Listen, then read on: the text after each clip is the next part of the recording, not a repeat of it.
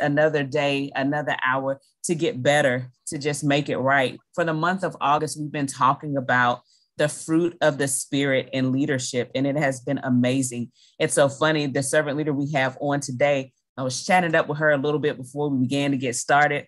And I told her it's amazing. She has such a meek spirit just in us talking in her presence. And today we're going to talk a little bit about her servanthood. We're going to talk about some gentleness and just grow today. We have servant leader Julie Fournier with us today. I told her I was taken aback when I first kind of connected with her because her bio really reeled me in. She says, I got a handful of dreams and a heart full of God. And that right there had to be somebody I connected with. There was no way I didn't get her on here. She is the founder and CEO of Ball is Psychology.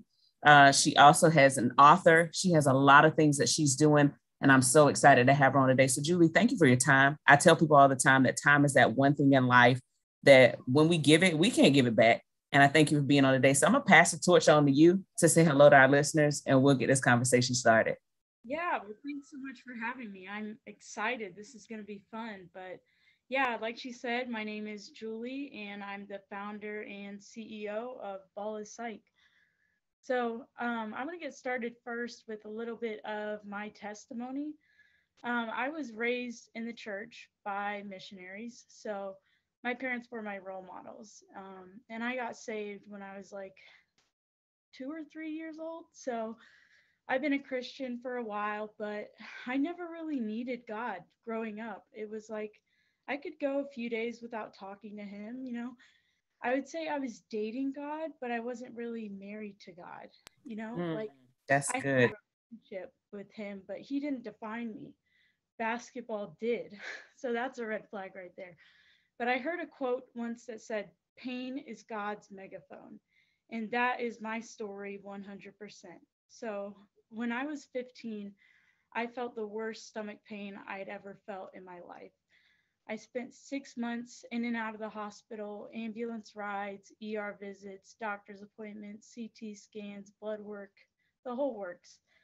But that meant no basketball. And it was around that time my dad posted a scripture on our fridge. It said, consider it pure joy, brothers and sisters, whenever you face trials of many kinds, because you know that the testing of your faith produces perseverance.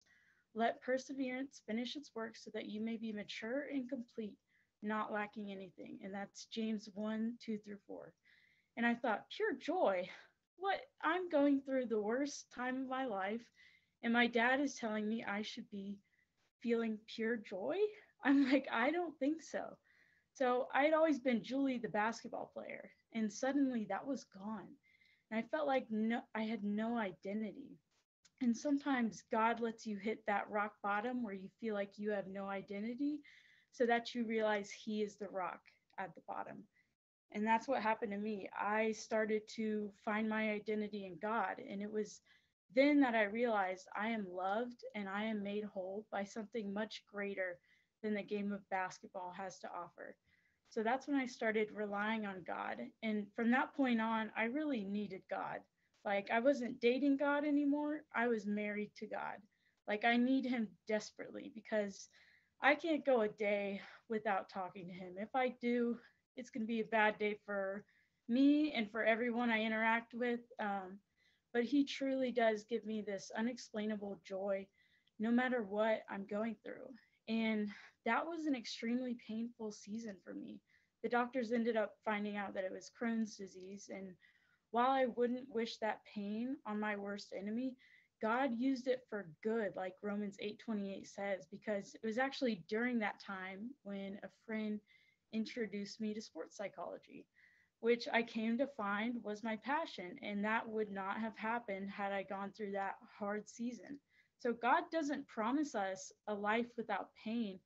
Instead, He promises not to waste our pain. He promises to bring meaning to our pain. But Jesus changed me during that time. Like the 15-year-old version of me is unrecognizable compared to me today. Like I was rude, I didn't really care about people, and I'm just completely changed now. I just graduated from Colorado Christian University with a bachelor's in psychology and an emphasis in biblical studies. And I'm also running my own business and writing a few books in my free time. But it was never my goal to start my own business or become an author. All I tried to do was, go where God told me to go, love people, serve people, add value where I could. And God has taken me places beyond my wildest dreams.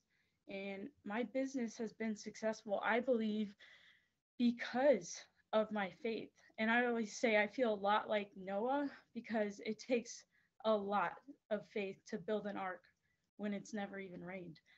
And it takes a lot of faith to start a business before you own a laptop or to write a book before you have a publisher. When I started my business, I had no budget, no experience, and no plan. I just felt called. And I kept doing what God told me to do, and He handled the rest. And He called me to write a book during quarantine. I said, God, you got the wrong girl. I don't even have my degree yet, but God can use anyone. I'm proof of that. He's not looking for the most qualified people or the most experienced people. He's looking for the most available people. And if you make yourself available for God to use you, I promise you, He will take you places beyond your wildest dreams. That's where He's taken me, and He has blessed me so much. And the way I look at it, God could have given the idea of Ball of Sight to anyone, but He gave it to me. So I want to be a good steward of what He has trusted me with. So today I'm going to talk a little bit about gentleness. Now, gentleness is defined as the quality of being kind, tender, and mild mannered. Now, there's a big misconception that gentleness means you're weak or passive, and that could not be further from the truth. It takes so much strength and so much humility to be gentle. And everyone listening today is going to memorize my favorite Bible verse with me. Jesus wept. It's just 2 words. It's the shortest verse in all the Bible, but I think it says more about Jesus's character and how He wants us to care for others than any other verse. And just to give some context about this verse, He was crying over the loss of His friend Lazarus with Lazarus's sister Mary. And the strange part to me was He was moments from bringing Lazarus back to life. And He knew that that was about to happen. So why would He still cry? Why would He be so empathetic towards Mary and so gentle? He could have said something like, which is what I would have said, stop crying. Like, don't you know who I am? Like, I'm Jesus. I could fix this with the snap of my fingers. But instead, He was gentle and He was present with Mary in her pain. He was there with her. He wept with her. And 1 Peter 5:7 says, cast all your anxiety on Him because He cares for you. It doesn't say cast all your anxiety on Him because He'll fix it. Give your anxiety to Him because He cares. And when we are in pain, when we're hurting like Mary was, we don't need someone with profound advice who can fix it, which is a lot of times our gut instinct when we come across someone who's suffering or someone who's weeping like Mary was. We need someone to be there, to care, and to gently walk through it with us like Jesus did with Mary. People need your presence more than they need your profundity. Be there for people and be gentle with them and empathize. It's why Jesus wept. And a few months ago, I was coaching an AAU team, and one of my girls was going through the motions. And she's walking in every drill. She's doing everything half heartedly, acting like she doesn't want to be there. And as a coach, my gut instinct is to just say baseline and just make the whole team run until she gets it, until she starts taking it seriously. But I felt a little nudge from the Holy Spirit saying to go check on her. So I pulled her aside, I put my arm around her, and I asked, are you okay? And she said, no, my stomach has been hurting all day and I feel terrible. So I let her sit out of practice for the day.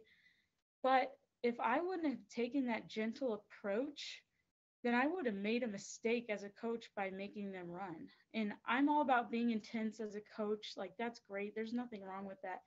But you have to look for those moments where The situation calls for gentleness. And I think your players will respect you more for that because they know you care about them and you're not just all yelling at them, you're there for them.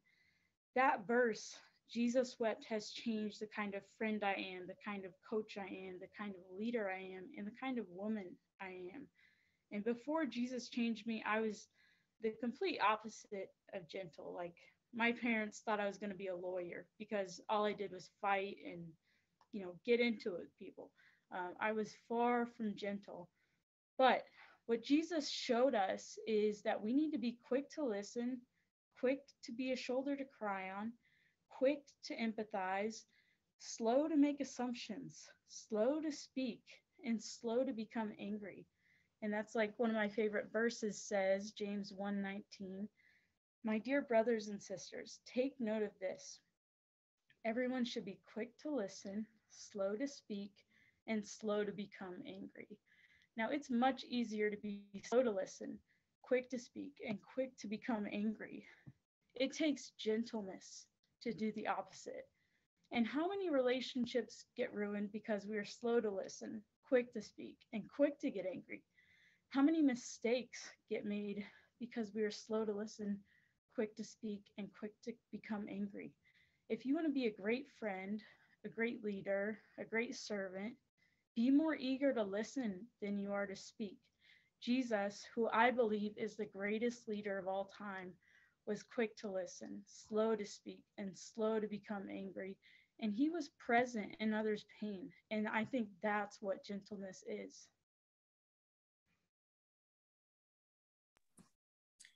I'm like sitting here and I'm so thrown because, like I told you, one, just your voice and your calm nature and spirit just alone was so matched for this. And I was laughing because I'm sitting here taking notes, and I'm laughing because in my stream, Facebook wants to tell me I'm not me. And whereas I could get upset, right? I could choose upset. It is much like what you said when you opened up. Those trials that you endured, your health challenges and the things that you went through, those trials work patience, just like the word says. And I think it's so amazing when we can go through these things in life and God continues to build us up for our next. Mm-hmm. I was talking last night with a guy. He's like my father. He's an amazing minister. He's an amazing former educator and coach, but he spoke on faithfulness. And what we were talking about is when we're tried, much like you said with pain, God didn't promise that we wouldn't have pain. Mm-hmm. He would use our pain. And one of the things that I've learned is that every time we're tried and tried and tried again, it really teaches us and prepares us for our next. Mm. Of how you mentioned how it changed you as a person and it changed you as a coach to be just more sympathetic and empathetic to those around you. And I didn't know the before you, but what I do know is I can always tell a person who truly has been tried by God.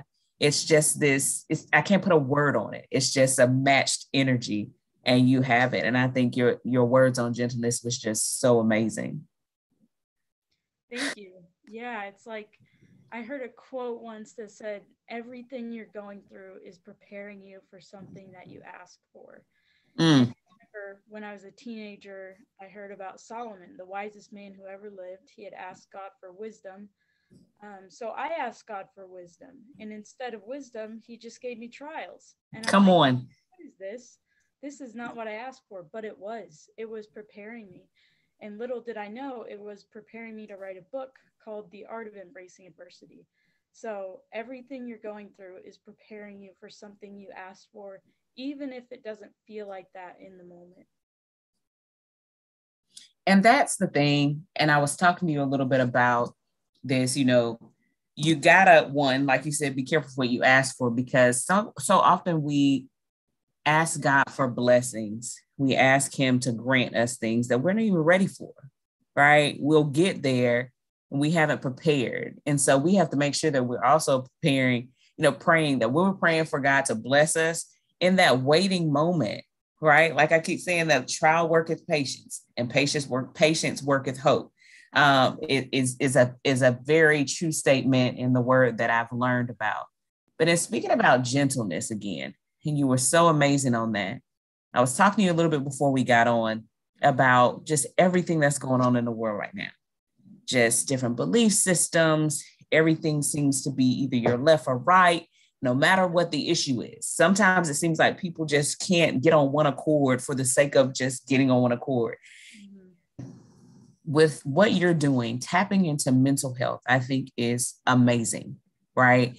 Because so often, and prior to, honestly, in these recent years, I don't really think it's been talked about enough. Mm-hmm. Talk about the importance of gentleness, not when we don't know what a person is going through or enduring, right? Because we have to be mindful. We don't know what a person is going through in that day. So you talk about the importance of patience as it pertains to mental health of others and even yourself. Yeah, so you look at someone like Simone Biles, who had to sit out for a few different events in the Olympics. And a lot of people were like, just push through it. What's wrong with her? And then she came out with the news a few days later that her aunt had passed away. And I think